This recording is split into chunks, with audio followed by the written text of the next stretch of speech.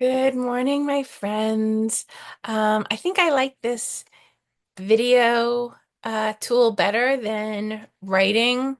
I feel like it's more accessible and you're better able to hear these words in my voice instead of written down on a piece of paper, which feels a little bit more stuffy. So I'm going to continue with the videos for a little while longer. If any of you know how to edit out the uhs and the ums, please let me know because I clearly have an issue with that. Anyway, okay. So today we're on day 3 of 4 of my favorite framework that helps me get through the day, get through life, also known as the 4 conditions. If you've ever done any sort of one-on-one or group mindfulness with me, you know this one, and it pairs really well with the 3 Ps and the 5 Es. And well, obviously, mindfulness teachers love a framework. So to recap, there are 4 conditions of being human that have a huge impact on your life and how you react to all kinds of stimuli.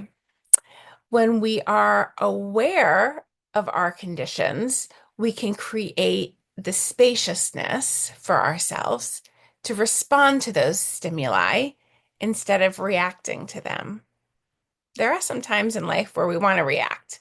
Like if we're hungry, we want to put food in our mouth. But there are some times where we also want to respond with kindness instead of reacting. And so this is a tool for those moments. Not that we want to get rid of all of our habits. So the first 2 conditions, this is just a recap, is the way that our brains and our nervous systems have evolved. And the second is our genetic makeup. And all of these we have no control over. But mindfulness would tell you what comes next is up to you, up to us. So the third condition over which we have no control is the environment in which we were raised.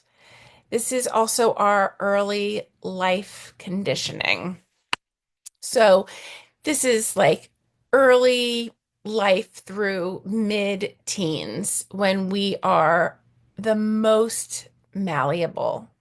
So the culture of our family or the places where we were raised is especially influential. Those things our caregivers did and said when we were young were basically landing on a blank slate. If they ever did or said things that we knew were wrong, we had very little capacity or skill or power to do anything about it. So when we experienced trauma, and actually, I don't know anyone who has escaped early life without some sort of trauma, right? Trauma being things that happen too much, too fast for our nervous systems to handle. That freezes in our nervous system.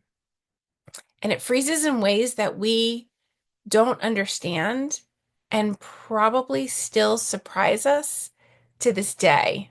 We don't know sometimes without awareness. You don't know why you're reacting to something in a certain way that might be different from the way that everyone else is responding to that stimuli. So much of our anxieties and fears get locked in when we're young, and we cope the best way that we know how.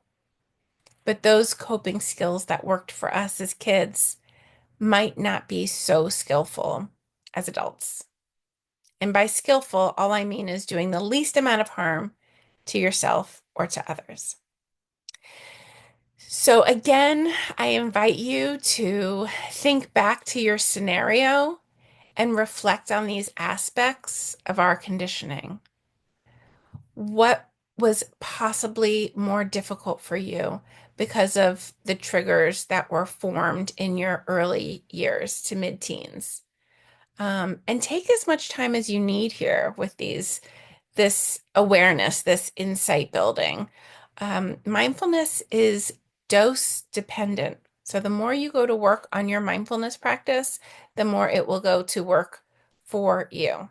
The more awareness you have of your conditioning, the more likely you can avoid unskillful, aka harmful reactions to yourself and others. I love you. I'm proud of you for doing this work. Thank you for holding me accountable to my practice. And I'll see you tomorrow for our fourth of the four conditions. Okay, bye.